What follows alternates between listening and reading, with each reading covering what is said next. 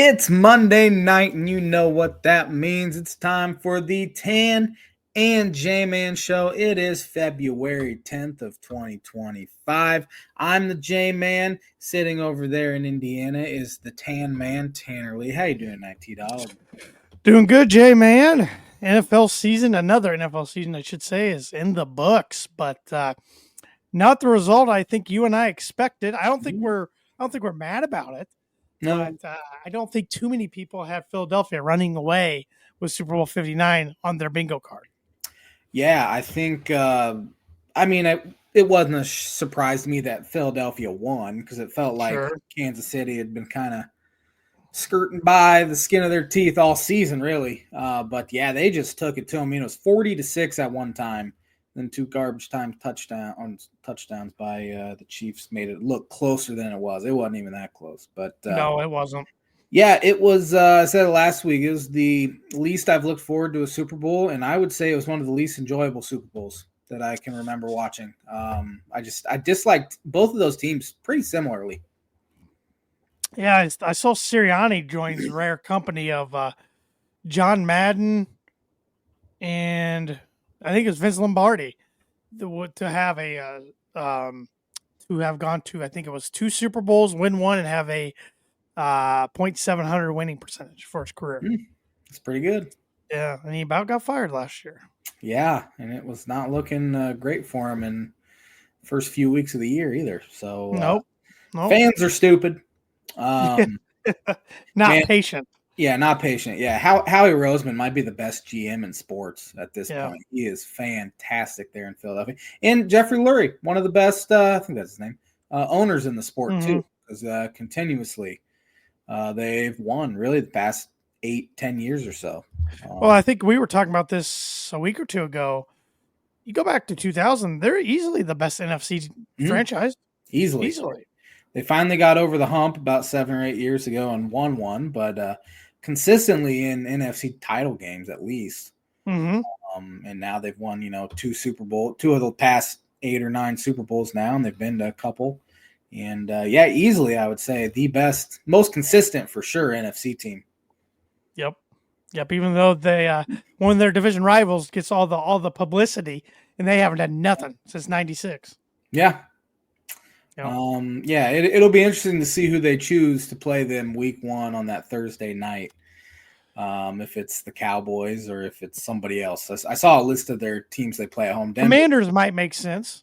Yeah, Washington does make sense. I would say a rematch, Jaden Daniels, NFC Championship game. I'm sure Washington will be a sexy Super Bowl pick next year. Coming into next year, but Detroit. I can see Detroit as well. Yeah, they have a pretty tough home schedule. Denver's one of them, as I said. Yep. I would be surprised if that's the team they choose to have on the Thursday. Oh, I'd be shocked. But hey, you never know. I mean, remember just last season. It was Detroit at Kansas City. Who could have predicted that? That's true. That's true. And we always kind of joke there's no off season in the NFL. Well, it pops up today. Free agency starts a month from today. Yeah. Oh, it's gonna. I mean, it's here quick. So there's about 4 weeks where it's kind of nothing. I mean, you'll hear some rumors and stuff, and the combine's in there too. So it's really true. 2 weeks of nothing, 2-3 weeks of nothing. But it's kind of time for teams to kind of catch their breath a little bit. But it's reached the point of the season where Sundays in February are usually not all that fun, depending on if our college basketball teams play or not, which they don't this Sunday. So there's really nothing to do. It's I'm glad. Obviously, when my team doesn't make the playoffs, I'm pretty eager to get the season over with and see who they can reload with in free agency. And free agency in the NFL is always real fun to watch for those first 5 days or so. No doubt. But I got some NFL related birdie or bogey trivia for you this evening.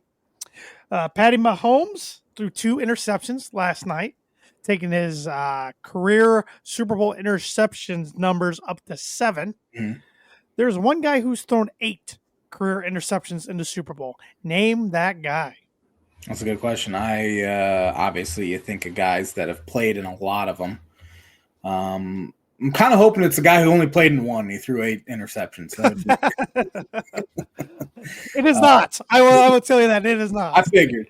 Birdie Bogey is brought to you by Arlington Public House for good food, cocktails, casual atmosphere. Located 703 Main Street in Rochester, Indiana. Go check them out. They are open. Are they open Thursdays, Fridays, Saturdays? Yep.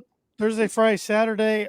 This past weekend, they had a prime rib special. Oh, man. They had tender prime rib with choice of a potato and pick of a hearty soup or crisp salad.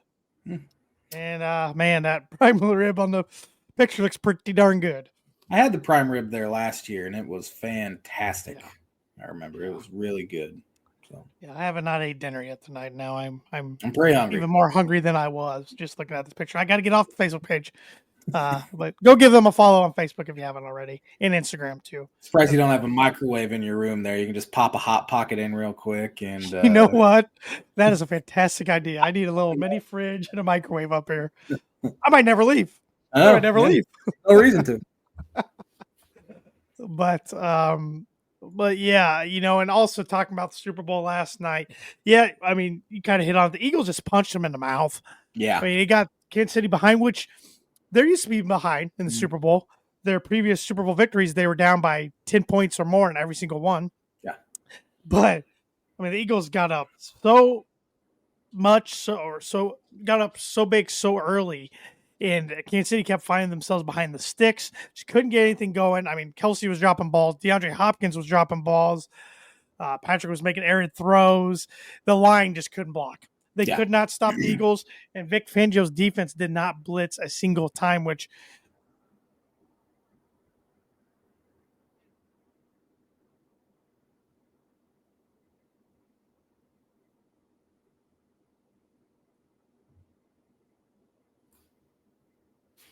I think we lost Tanner. Are you back? I didn't even realize I was gone. Yeah, so sorry. That's great. I was just rambling to myself. But yeah, basically Vic Fangio's defense didn't blitz at all. I didn't even realize that watching the game, but because they got to Patrick so often last night, I would have thought they would blitz. But yeah, nobody's dominated Kansas City's offensive line like that all season, and nice to see. Yeah, when I saw that they hadn't blitzed, as you said, they were just harassing him all game long. He was running for his life back there. It was very surprising, but I mean, you have Carter on the defensive lines just wreaking havoc. You have old man Brandon Graham getting pressures. You have guys all over that defense that I think that exposed Kansas City's offensive line, and I would have said they need some more weapons around Mahomes this offseason, but it might be offensive line heavy now. We saw that a few years ago. I think it was against San Francisco. He was running for his life back there too. Or no, it was against I think it was against Tampa Bay where he got sacked like 5 times. Yeah, 31-9 loss. Yep. Yeah, and he had that ankle issue, and they're like, man, they need some line help. Well, it looks like they might need it again. They got down so big so early that they couldn't even establish a running game either. So that puts more pressure on the offense to air it out. And Mahomes didn't play well either. He played awful. I mean, he threw obviously the pick 6 to Cooper DeJean. And then it just shout out to my dad. Before the game, he texted me and good friend of the show, Sean Shriver, that Cooper DeJean was going to come up with a huge play. And he did. Yeah, big play. Yeah. It felt like the wind out of the Chiefs' sails happened on that play, and then it was essentially game over when Mahomes threw that pick at the 10-yard line with a minute left in the half. Yep. But yeah, it was an awfully impressive defensive performance by Philadelphia. Vic Fangio knows what the heck he's doing when he has players on his defense that actually want to play instead of hitting up the clubs in South Beach every night. He doesn't have to worry about being a head coach when I'm still not convinced he didn't really want to be. Yeah. And that defense is loaded with talent too. But yes. Yeah, Jalen Hurts got a Super Bowl dub, and I still don't know if he's that great of a quarterback. I mean, he threw a bad interception last night. He can run a little bit. Cool, and collected. That's what I like about him. He's a good leader. Yeah, I'll give him that. He's very, very calm. He never gets high, never gets low, which is what you want out of your quarterback. But he's got some weapons around him. And Devontae Smith, I saw last night, was the first Alabama player ever to score a touchdown in the in the Super Bowl. Really? Yeah, like non quarterback division. Wow. Yeah, I saw that on Twitter last night. It was from like a verified NFL source too, that I saw. So hopefully he wasn't just being stupid. But yeah, I mean they don't count Jalen Hurts because he ended his career at Oklahoma. Yeah. But yeah, that was very surprising to me when I saw that. So Mark Ingram wouldn't been on the Saints yet. nope. They haven't had great skill position players up until really they hadn't really had that many good players up until like 15 years ago into the NFL. So Yeah. Yeah, I forget who it was. I'd go find it. But Interesting. yeah, That's crazy. That's crazy. But looking into our crystal ball for 2025, and this is as of today on February 10th, because we don't know who's going to get drafted where, and we don't know what free agents are going to sign. But who are some teams you're on the lookout next year to make a jump, maybe to contend for a Super Bowl? To make the Bengals got to start off quick because they start off 1-4 again. They just can't do that because I think they're a team with the way the season ended. They kind of remind me of Detroit 3 years ago or so when, they started off 0-8 or something and then ended up 8-9. Like they just got hot and then they carried it over into the next year, So the Bengals are one team that I would think would make a jump. Will Baltimore or Buffalo get over the hump and get there? It remains to be seen. Will the Chiefs take a step back? As you said last night, and I kind of agree with it, maybe it's starting to the wind in the sails of the Chiefs dynasty might be starting to calm down a little bit because, they're getting – I mean, it happened with Seattle as well when, of course, they only went to 2 Super Bowls and they won one. But that defense got old and they got expensive.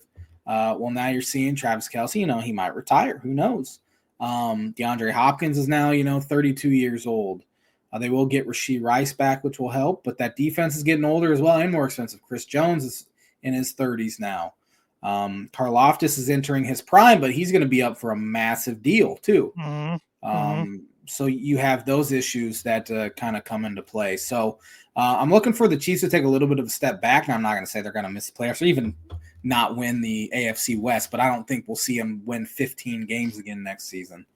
NFC wise, I think Washington will be the fun pick to win the Super Bowl. I could see them taking a step back though as well. I think the Eagles will be really good again. Cowboys should be better. Niners should be a lot better. I think Green Bay will be a factor. I think Green Bay will as well. I think, again, it's kind of funny that I think Detroit's window might be closing a little bit. They had a very short window, but they're getting older too, and they can't stay healthy. Bears should be better. I think Minnesota takes a massive step back from where they were this year. And then you have the NFC South, which is kind of putrid at this point, but Kellen Moore was hired by the New Orleans Saints to be their head coach. Panthers should not be very good again. Falcons, who knows what you're going to get. Tampa Bay should be halfway decent. But, yeah, it is the longest offseason by far for football. And I'm already I wouldn't say I'm ready for training camp or anything like that. It'll be nice to take a few weeks off. But, yeah.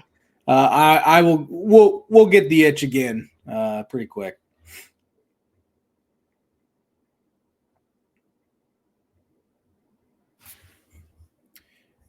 I don't know if hopefully you can hear me because Tanner is frozen again. My Wi-Fi's struggling tonight. I apologize, everybody. I even good. turned my phone off. I don't know. But looking at DraftKings odds, Philadelphia's favorites to repeat, followed by Kansas City, Baltimore, and Buffalo all tied with the next best odds. Then you got Detroit. Then you got San Francisco. Mm-hmm. Then you got the Bengals, Commanders, and Packers tied. Then you got the Rams and the Chargers tied. Then the Texans. Then the Buccaneers and the Broncos tied. Then the Vikings. Then the Bears. That's a little gracious, I think. Yeah. Then the Seahawks, the Cowboys. Then Seahawks, Steelers, Dolphins, Falcons, Cardinals, all tied. Then the Jets and the Patriots tied. Then the Raiders. Then the Jaguars.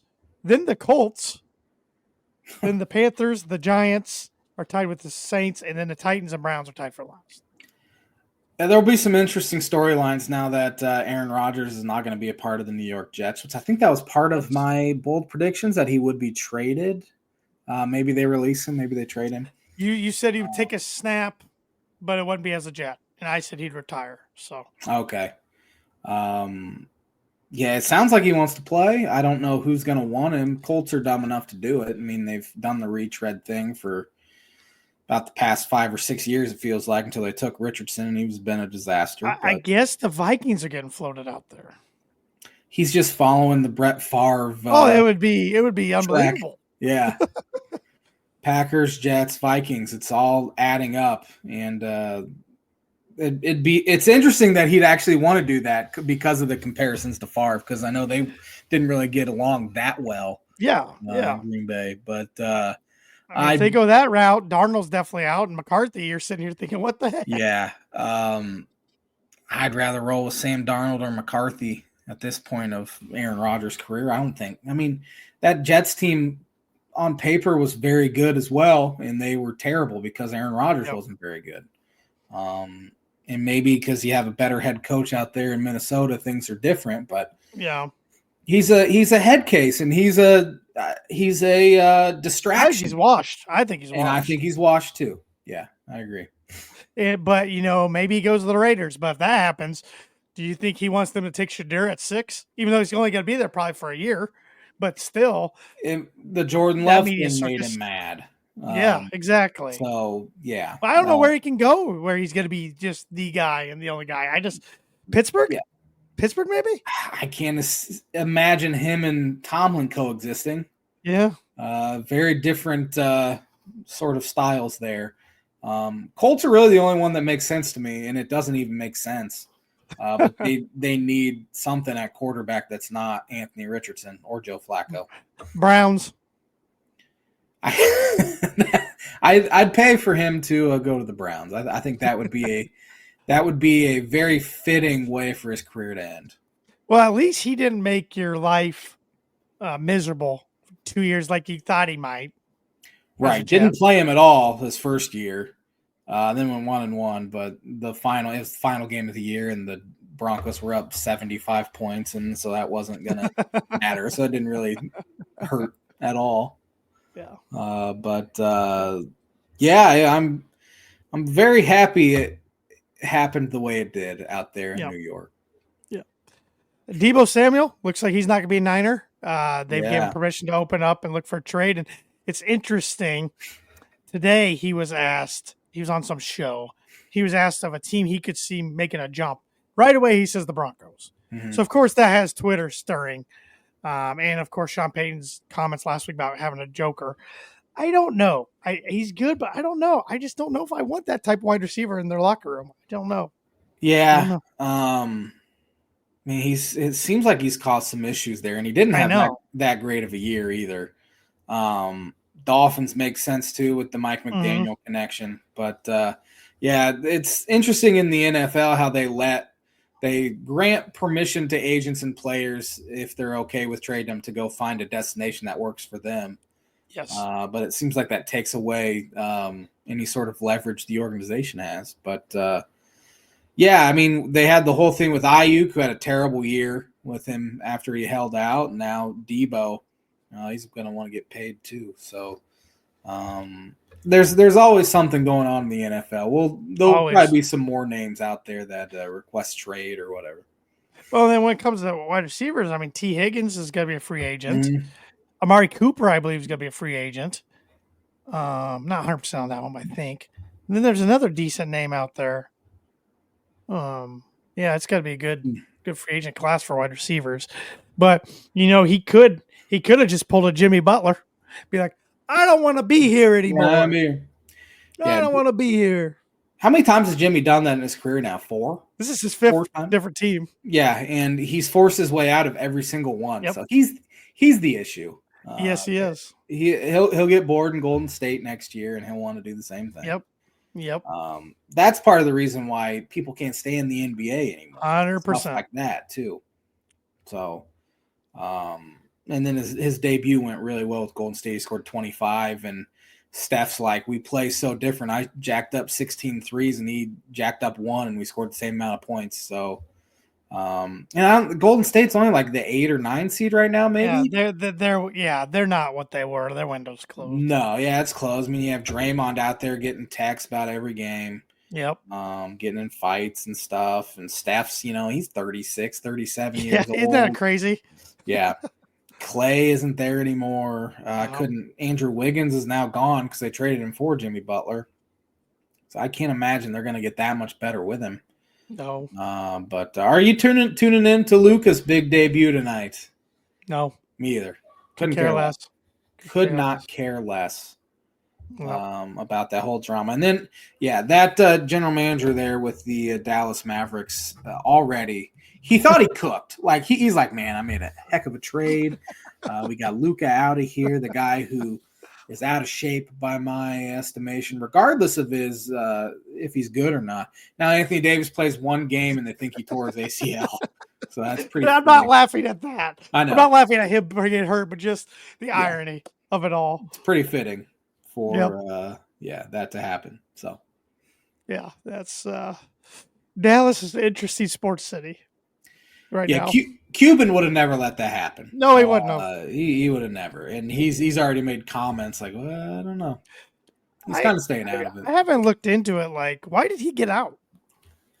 I don't really know. I don't know if he's just like, it's time to do something else. Retire or do something. Because he's still, I think, is he majority still? I thought he was, but like he definitely isn't like not he was decision maker anymore. Yeah. But yeah, I think he still owns like 25% or something like that. Man, I miss the days when like he first bought the Mavericks and he was wearing like jerseys and getting on the court. Yeah. Mad at the officials. Yeah. Yeah. Yeah, we don't have an owner like that anymore. No. The Clippers owner's kind of nuts, but in a good way. He is, like but he's a nerdy positive dude. Yeah, he's a nerdy positive dude that just I don't know, gets into it. I really wish Cuban could have bought the Cubs, but there was no way Major League Baseball would have let him do that because he spends too much money, and he's still he was a big mouth at the time. So that Moody on Facebook saying Cuban owns 28%. That makes sense. Yeah, I thought he was still majority share, but he gave up all like operations decisions. Yeah. So that'd be hard. That'd be really hard. Like you've done it for so long, then you step away and have somebody else kind of take care of your baby. That would be hard. Yeah, that'd be difficult, but he obviously was ready to do that. So more Shark Tank for Mark. Yeah. Yep. Any other thoughts on the NFL or NBA for that matter? Nothing on the NFL. All-Star games coming up. The NBA one is. Yeah. Pass. Pass. There was the dunk contest, but now there was a big trade that was rescinded. Mark Williams, center for the Hornets, was going to LA for Dalton Connect and a first-round pick or something like that. And 5 days after it was agreed upon, it was rescinded because they didn't like something on Williams' physical. So you don't see that very often. And how awkward would that be for Dalton Connect after 5 days he was traded to the Charlotte Hornets and now he's back on the team? It's got to be awkward for him. So now I can't remember when the Hornets moved to New Orleans. They were the New Orleans Hornets for a little bit, right? Then branded to the Pelicans. Yes, yeah. When Chris Paul was there, they were the New Orleans Hornets. Okay, that's what I thought. And then of course the Bobcats. Then they rebranded back to the Hornets. Okay. Was Paul there when they were the Pelicans even? Let's look it up. I don't even remember. Because, Paul, they were definitely New Orleans Hornets when he was there because they were the Charlotte Bobcats. I keep forgetting he's still in the league on the Spurs. I think Spurs are going to be pretty good, too, here in the next coming years. Now they have De'Aaron Fox and they have Wemby, who is might win an MVP in the next couple of years. That should have been one of my bold predictions. It just says Hornets is 05 through 2011. And then he was a Clipper from 2011 to 17. So I don't think he was ever a Pelican. Maybe a very brief crossover. Yeah. What year did I think the New Orleans Pelicans, I think Anthony Davis immediately. New Orleans Hornets is Chris Paul. I think Chris Paul and Jamal Mashburn, because my dad got me a Jamal Mashburn jersey back in the day. 2013 they changed, so no, he was not a Pelican. I didn't think so. I can't believe they've been Pelicans for 12 years now. It fits so much better than New Orleans Hornets. Yeah, I'm sure they have Hornets down in New Orleans, but yet look at the Utah Jazz. I mean, that never should have fit. Yeah, I don't think of many jazz clubs in Utah. New Orleans Jazz makes a lot more sense. 100%. Which is where 100%. I think they were, right? They were, yes, they were. Yeah. No. Yeah, but with Pistol Pete down there. But Utah's hockey team's just Utah hockey team right now. I like it. Yeah. I like when the Commanders were Washington football team. I got used to it. Yeah, too. WFT. Yeah. Thad Booty on Facebook talked about Mark Cuban. Not hard to sell when you buy for 600 to 700 million and sell for 3 billion plus. That softens the blow significantly. Yeah, that's true. I mean, we wouldn't know, but that's true. No, wouldn't know. I'd like to know someday, but yeah, maybe someday. Not right now. Maybe someday. Well, J-Man, you want to get educated? Let's do it today. All right. Let's see what's happened on this day in sports on February 10th. On the day 1920, baseball outlaws all pitchers involving tampering with the ball. No more spitters. No more spitballs. That's kind of disgusting if you think about it. It is. Now they kind of they don't really tamper with it. I mean, you have rosin there. They did with the spider tack, and they banned that a few years ago. But On the day 1961, the AFL's LA Chargers moved to San Diego. They have since moved back. They should have stayed in San Diego. On this day, 1969, LSU's Pete Maravich, which we're just talking about, scored 66 points despite his team losing to Tulane 101-94. Yeah, they didn't play much defense, those LSU teams. That was without the 3-point line, too, so that's even more impressive. That's a lot of points. Yeah. On this day, 1971, Bill White became the first African-American baseball announcer. He was an announcer for New York Yankees. That's neat. Got some cricket. Won't test your knowledge on that.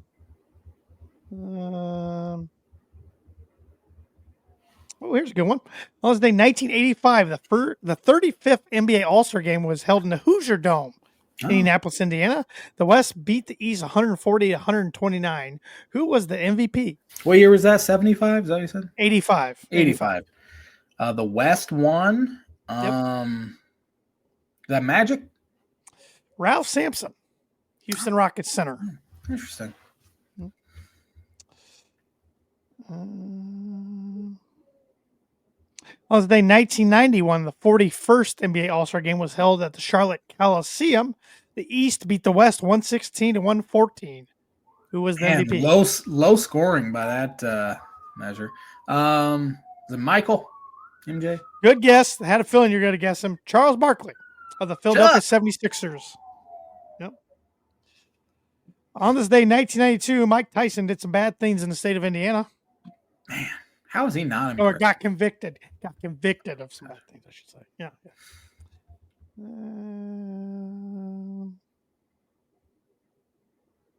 OJ's on this day, 97. We won't talk about him either. On this day in 2002, the 51st All-Star Game was played in the First Union Center in Philadelphia, Pennsylvania. The West beat the East 135-120. Who was the MVP? Kobe Bryant. Yes, sir. Kobe Bean. Yes, sir. On this day, 2007, the Pro Bowl was played. Back then, it was in Honolulu, which it should be still. It's dumb they moved it. AFC beat the NFC 31-28. Who was the MVP? 2007. Peyton? Carson Palmer of the Cincinnati Bengals. Interesting. On this day in 2008, the Pro Bowl was played, once again, Honolulu. NFC beat the AFC 42-30. Who was the MVP? NFC. Donovan McNabb. Adrian Peterson. Good guess. And on this day, 2011, Jerry Sloan resigned as the head coach of the Utah Jazz. I remember that, yeah. I was kind of a Jazz fan back then when D-Well was there, and he kind of it sounds like D-Well was kind of the issue. Really? Yeah.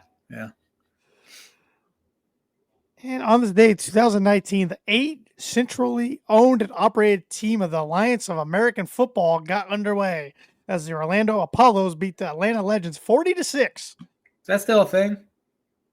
I think they all formed together. And they're just the XFL or whatever. I think it's the UFL. I think they took that name, but yeah. Does anyone watch that crap? I don't know. I will every spring watch a quarter. And I'm like, this is hard to watch. Yeah, I can't get into football in April. I'll be honest. Nope. Hard for me to even care about spring game of my own college. Even though this year I will, since Purdue has 40 new guys on their roster. Well, some of them won't be there because they're high school kids, but they signed 40 new guys through the portal. That's crazy. Isn't it crazy? Even though Odom signed more than that both years at UNLV, so I guess he's used to it. But that is the On This Day segment, which I forgot to bring up the banner. I'm acting like a rookie here on our 430th episode. It is brought to you by, like it is every week in 2025, Mooney Woodcrafts. Mooney Woodcrafts is a veteran-owned and operated woodcraft shop based out of Texas with Indiana grassroots. They provide 100% hand-cut custom designs to fit your needs, and their pieces are a great addition to any home, office, or man cave. You can see some of their recently completed projects by visiting them on Instagram and on Facebook. At Mooney Woodcrafts is their handle on Instagram. And if you let them know the Tan and J-Man Show sent you, you get 15% off your first sign order. So get your sign orders in. That does great work. His signs make a great addition, like I said, any office, man cave, garage, and they're great for any occasion, too. Birthdays, holidays, just a nice gift. Tell them we sent you 15% off. Do you want to break out the new segment we're starting tonight? Yes. We're happy to have Performer Print House promo group back. Performer Print 2 promo group, I should say, of Performer Print House back on board for the rest of the year. And so we decided to change our segment a little bit. We're going away from the Pick Six and doing something we've wanted to do for a little while. Yeah. That's called the Blind Ranking segment. Yeah, we have a topic, and then we give 5 names or something, and you blind rank them one by one without knowing which comes next. And we will switch. So since this week I gave the birdie or bogey question, J-Man's giving me the blind ranking question. Next week we'll flip. And I'm sure we're going to get pretty frustrated with these lists because we don't know what's coming next. Yeah. I have Super Bowl MVPs here. So that's your topic, starting with Terrell Davis. So is this or can I rank them however career. I want? Like how good career. I think, how much I like them? Career. I would say rank the careers of these players, not their Super Bowl, performance or how much you like these players. Right. I think Terrell Davis would be number 1 for that. But, I like TD, good career, cut short by injury on a tackle of all things. When he was trying to tackle a guy on an interception, he played 2 more years after that. He got hurt in 2001, played 2 more years, but he wasn't himself. I feel good about putting him at 3, in the middle. Yeah, that makes sense. Ray Lewis. Well, could say a lot of things about him off the field, but a heck of a player of defense. I'm going number 2. I'm going Ray number 2. All right. Jerry Rice. Oh my God, these are heavy hitters. I should have put TD at 3. Shouldn't have put him at 3. I know you got some up your sleeve, but it's just wrong for me to put Jerry at. He's a wide receiver. I can't believe I'm doing this. I'll put Jerry at 4. Hate it. Oh. Nick Foles. 5. All right. Crud. The final one here is Tom Brady. So. Oh, all right. I feel good about Brady. You did pretty well with that list. All right. If I could do it over again, I keep Brady at 1, keep Foles at 5. D goes to 4, Jerry goes to 2, Ray Lewis goes to 3. That makes sense. But you did pretty damn good, I think. Yeah, I'll take it. I'll take it. I after Nick Foles, I'm like, he's going to say, gosh, I don't even know. Whoever that MVP was for the Buccaneers, that cornerback.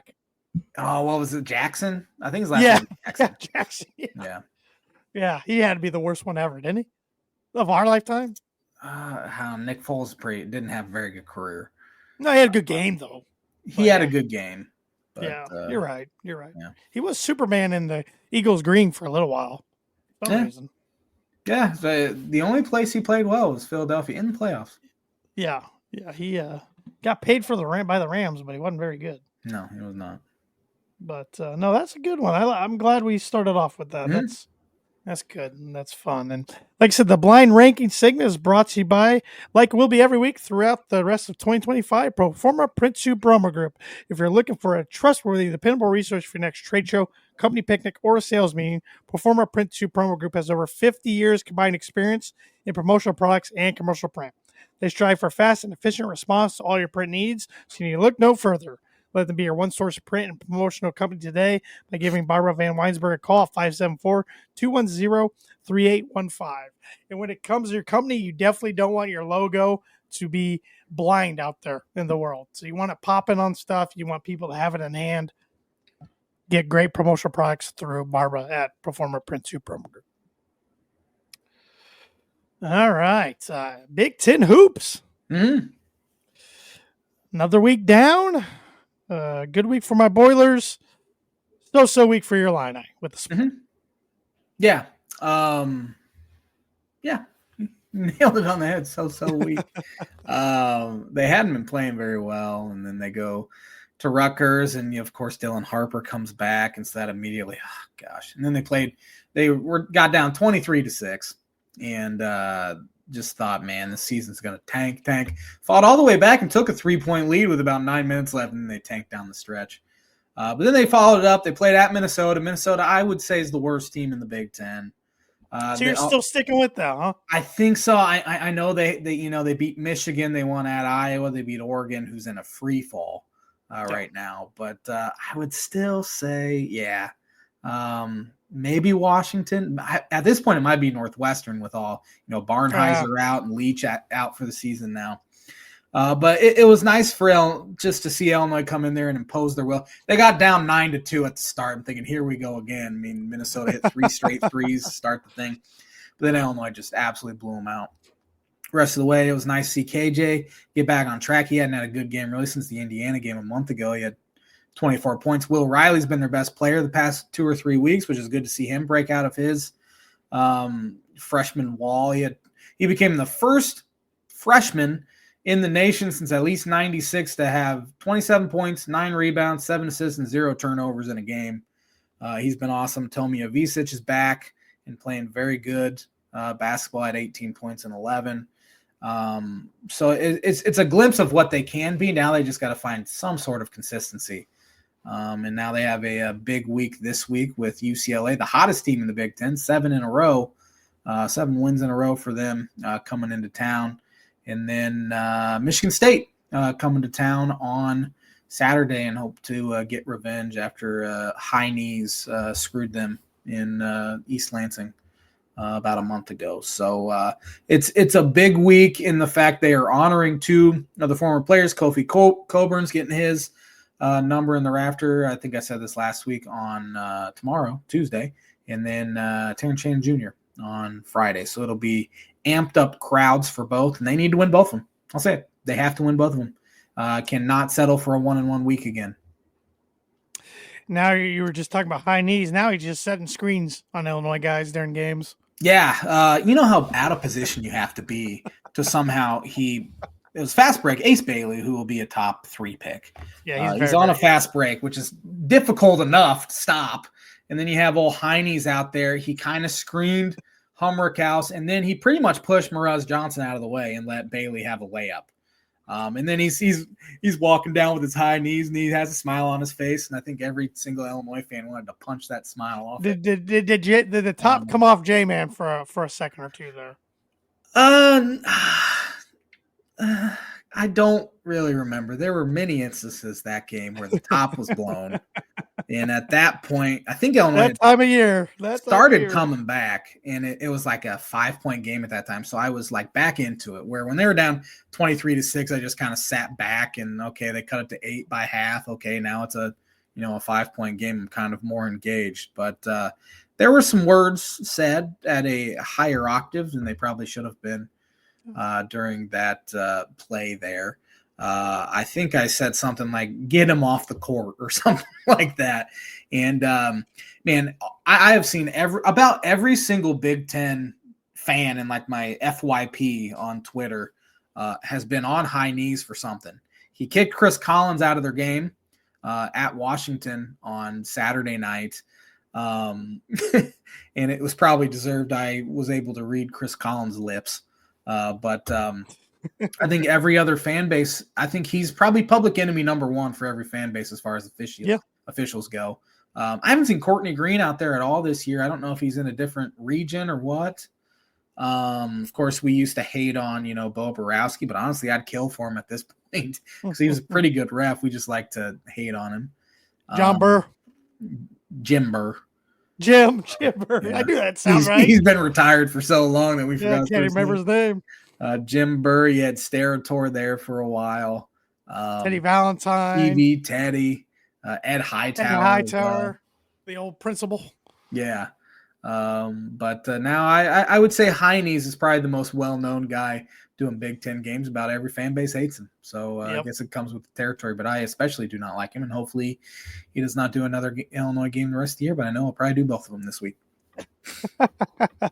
I hope he's not up in Ann Arbor tomorrow night. That's all I got to say. Yeah. But he probably will be. Honestly, I dislike Carsonson just as much because I think he's just a bad ref.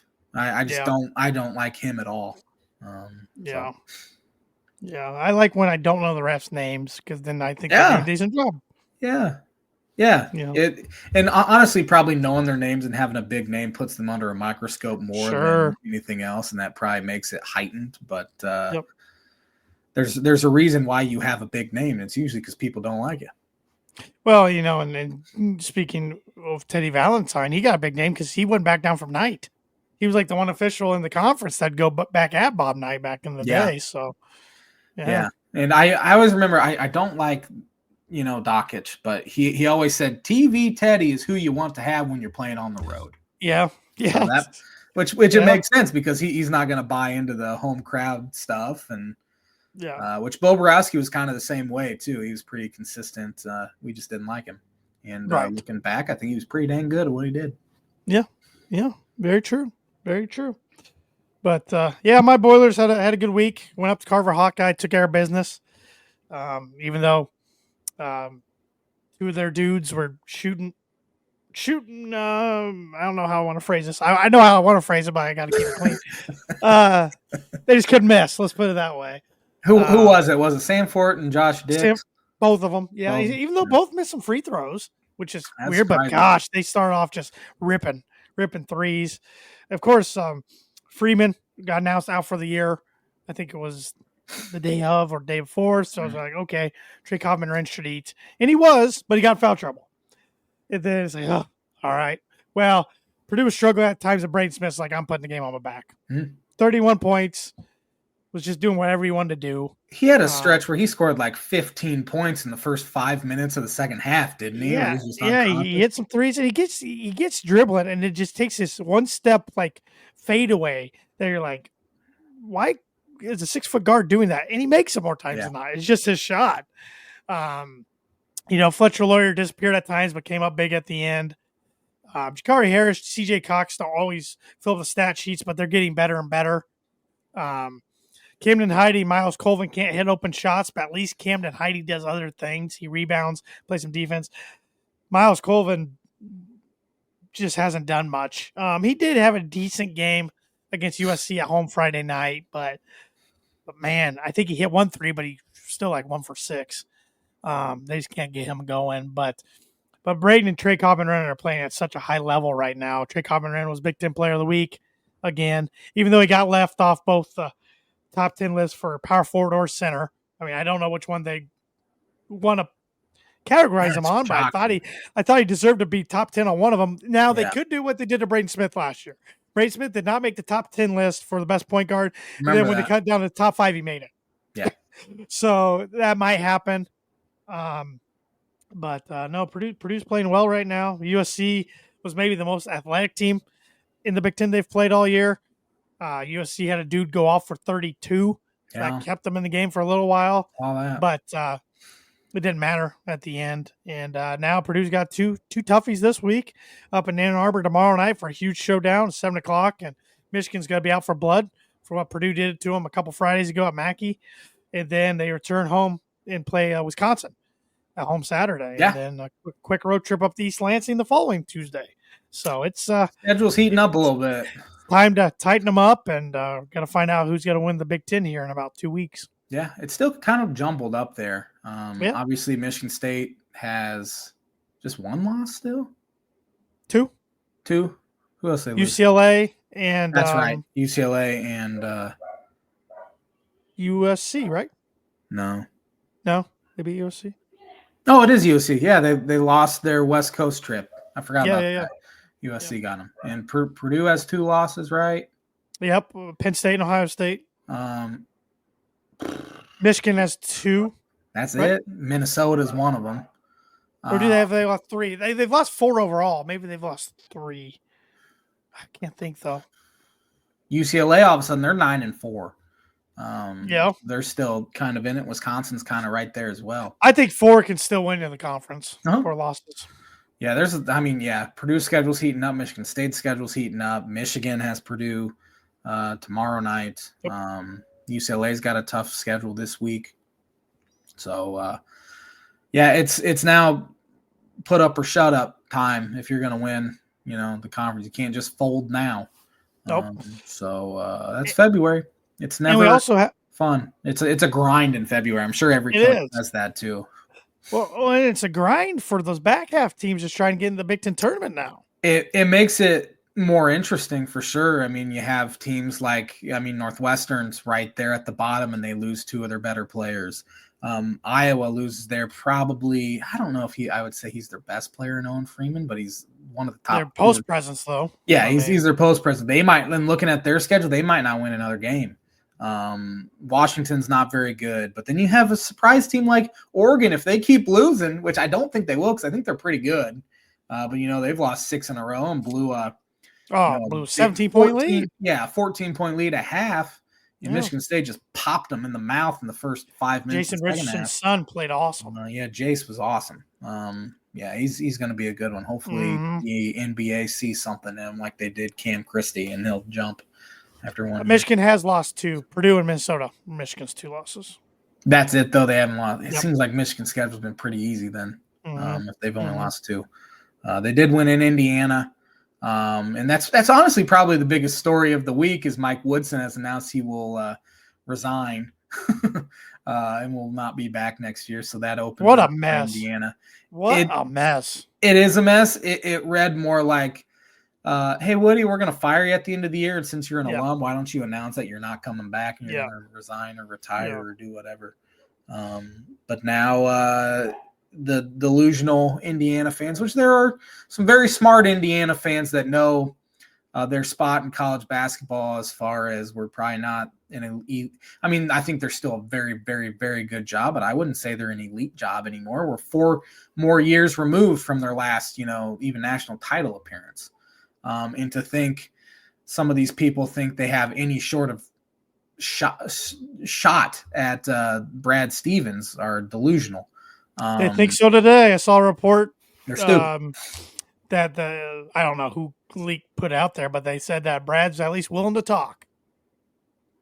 I mean, you might as well talk, but you're going to give up running the greatest franchise in the history of the NBA, in the Boston Celtics, where you don't have to recruit. You have a set team that's going to be winners for a long time. You're coming off an NBA title. And you're going to want to come coach college basketball, dealing with the NIL. He got out of college basketball. I've said this like 15 times. He got out of college basketball in 2013 because he was sick of recruiting, sort of deal. It's going to be even worse now. 2011. No, he was there in 2013. I remember he was. I thought it was right after the national championship game. He got out of there, no? He was coaching Butler when Illinois whooped him in the Maui, and that was November of 2012. All right, so still been over a decade. Okay. Yeah, it's still 12 years now. I think that was his final year, though. Okay. But anyway, I think they need to see if Chris Beard would want to come. Sense. You have Bruce Pearl's got Auburn, the number 1 team in the country. You have Nate Oates, number 2 team in the country. They play each other on Saturday. And a side note here, it is the first ever number 1 versus number 2 matchup in the history of SEC basketball. I believe it. It does not involve Kentucky either, which is, Yeah. I think, the most surprising aspect of that is it doesn't involve Kentucky. I don't know if they're going to want to come. Reach out to Chris Beard, Altenberg, whatever his name is, from Iowa State. Yeah. Any chance Dusty May flips after 1 year in Michigan? Absolutely. I would probably put him as the best odds right now. I mean, he said he's committed to Michigan and all that, but things change. It's your alma mater. You worked under Knight, He got cheered more than Woodson did the other day during the coach introductions. Dusty May can coach, obviously. I mean, he turned Michigan around in a season, Yeah. So easy place to recruit to with NIL up there. It is, but honestly, at this point, I wouldn't say IU's a better job in Michigan. There might be equals. I wouldn't say IU's a better job in Ohio State because they have equal amount of resources. And I also think the fact that IU is a basketball school, I don't think a lot of coaches want to deal with that because you're put under pressure. Significant more pressure and under more of a microscope where if you stay at Michigan or you go to Ohio State, you have the same amount of resources. I mean, Jawan hung on there longer than he probably should have at Michigan. Yeah. You win there and they love you, and you lose there, you have a much longer leash than you do out in Indiana. Yeah, but right now is probably the best time for somebody who's interested in the job to take the Indiana job than the previous couple of times it's been open. Yeah. If their fans would just reel their expectations back a little bit and not focus on banner number 6 and just focus on getting to the tournament, they're a school that should make the tournament every year, probably. Every year. But if a guy could just come in and do that right away, string 3 or 4 and make a little run every time, they should be pretty pleased and to get started. And then, but they won't be because they always want that 6th championship.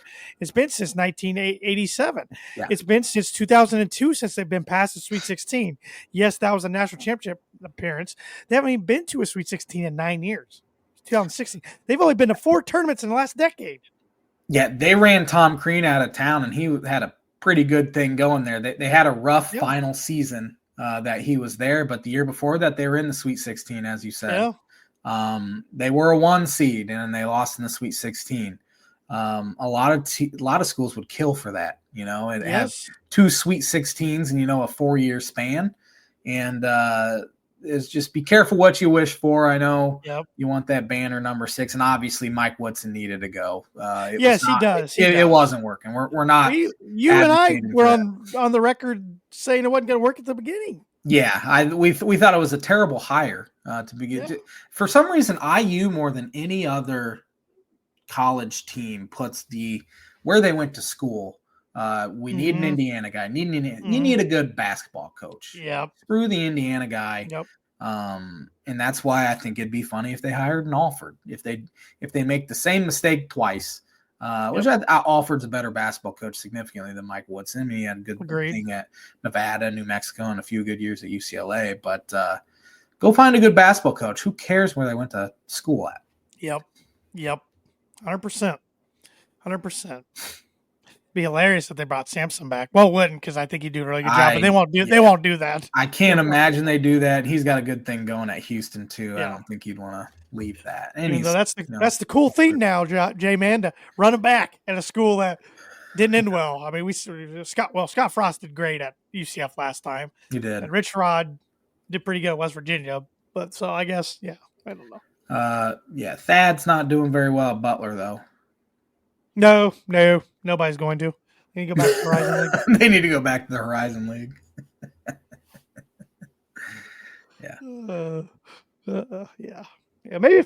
Maybe Fran goes there.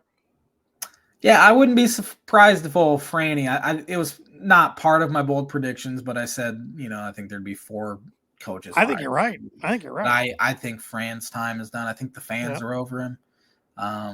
It's time for a split for both sides. He's been there 15 years. Job. That's a tough job. Yeah, that's a tough job, and he's done really good things there too. Yep. I mean, he's won a lot there, a lot more than they had previously. Yep. His teams can score. They just never figured it out on the defensive end.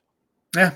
They still can score, but they're giving 100 points a game to ranked teams this year. Well, let's fly through some Big Ten games here. Starting tomorrow night, number 7 Purdue at number 24 Michigan. This will be the J-Man's Book of Bridge of the week. I had a feeling that was coming. Yeah, I think Purdue splits this week. I think they lose at Michigan. I think Michigan's going to be out for blood, as you said. And 6 p.m. tip-offs are tough. 6 p.m. Central Time, I guess, which I guess that's just me. 7 p.m. Eastern, so it's probably not that big of a deal for you. But yeah, I think they lose this one and then they bounce back against Wisconsin. It's just a tough week. Purdue's kind of due for a 1-1 sort of week, in my opinion. Yeah, I actually agree with you. So, do you? Okay. Yeah. J-Man's Book of Bridge Week brought to you by Travis Watchering Insurance Agency for life, home, auto, business, renters, workers' comp, and farmers insurance. Contact Travis 219-869-4561. It is interesting, though. I mean, Purdue got up, 25 points in the first half, and Michigan kind of gave up. 5 minutes in, pretty much. Yeah, you probably won't see that again from Michigan. But yeah, they're a tough matchup, especially for a team like Purdue, because you have 2 7-footers. They're a tough matchup for anyone. Because I mean, you have Danny Wolf, who's 7 foot and can shoot the 3 ball, and he's their best passer. I think he scored 2 points in their first matchup. And now that, assuming Purdue, doesn't end it in the first 5 minutes to see a full game. Well, they won't on the road. They won't on the road. No. Real quick, Sean Coleman on Facebook. Chris Beard had been a name thrown around. Sampson wouldn't be off the table, morally speaking. Yeah. Yeah, Beard is the name that makes the most sense. He's a good basketball coach. Yep, and he's got IU ties through the night days. So, UCLA at Illinois tomorrow night. I'm taking Illinois at home. Hopefully they can find some sort of consistency, but it's been up and down, which is what I thought they would be. But I was hoping by February it wouldn't kick in their roller coaster, but it has. Yeah, give me Illinois in a close one. Yep, I'll take Illinois in a close one at home as well. Indiana at Michigan State. Michigan State. I think Indiana has a real hard time winning another one. Yeah, you got to think their locker room. You don't know where their heads are at anymore, and they're losing some close ones. So, yeah. Penn State at USC. I'm taking the Trojans. Yeah, I'm taking USC. They're a lot better than a lot of people thought they would be. Penn State's really fallen off. Yeah. In Northwestern at Oregon, I like Oregon. That's 11 o'clock Eastern tip tomorrow night. That's brutal. Oregon can't lose this one, or they might not make the tourney, even though they have all these quad 1 wins. Northwestern's bad now with no Barnheiser. Leach is out, so they're a one-man show with Martinelli. Give me Oregon. Iowa at Rutgers Wednesday night. Give me Rutgers. Home team. Yeah, I'll take Rutgers at home. And Washington at Ohio State. Give me Ohio State. Tough loss for them yesterday at Nebraska. I think they bounced back. I agree. Speaking of Nebraska, they're the lone game on Thursday. They host Maryland. Give me Maryland on the road. I think Maryland's as good as anyone in the conference at this point. I'll take Nebraska in the upset. I haven't picked an upset yet. So UCLA at Indiana Friday night, Valentine's Day. I'll give me UCLA. I think they have a 1-1 week. Yeah, I'll take them in a close one. Yeah. Wisconsin at Purdue on Saturday. Give me Purdue. I'll take the Boilers in that one. Washington at Penn State. I'll take the Nittany Lions in that one. Yeah, I'm taking Penn State in that one. Minnesota at USC. I like USC. USC. Michigan State at Illinois at 8 o'clock Eastern time. I'm taking Illinois. They got to win both. Yep. I think you have a good week this week. I hope so. I need it. It's Sunday, Michigan at Ohio State. Give me Ohio State. I'll take team. Michigan. I think Michigan has a good week. Nebraska at Northwestern. Give me Nebraska on the road. They need a road game, or they need a road win to enhance that resume, which they're hanging on. I'm taking the Huskers. Iowa at Maryland. Maryland. I like Maryland as well. And Rutgers at Oregon. Give me Oregon. I think Oregon needs a 2-0 week. Have to have a 2-0 week. Is that the longest road trip in the conference? Got to be. Yeah, Rutgers to Oregon, or Rutgers I'm taking the Ducks. UCLA or USC. But I don't know. Yeah. Eugene and birdie or bogey question. Patrick Mahomes threw 2 picks last night in Super Bowl 59, making his career interceptions in Super Bowl total up to 7. There's one guy who has thrown 8 career Super Bowl interceptions. Who is that guy? I got to go Tom Brady just because he played 9. Tom Brady's thrown 7 interceptions in 10 Super Bowls. I 10 believe he was in. Yeah. Man, Bradshaw. I have no idea. Not Terry Bradshaw. I have no idea if it's not Brady. John Elway in his 5 Super Bowls. Oh, he did play in a bunch, didn't he? He threw a lot in the first 3 because they were blowouts. So, yeah. Oh man, yep. Johnny Boy. I missed it too. If that makes you feel better earlier today. That does a little bit. Thanks for watching the Tan and J-Man show. Special shout out to my mother-in-law who it's her birthday today. Yes, happy birthday. She doesn't want people to know what her age is, but I'll just say she's the oldest she can be without being 60. So we can do the math. Thanks for watching, everybody. We'll be back at her next month. Happy birthday to T-Dog, too. It's on Saturday. So have a great week, everybody.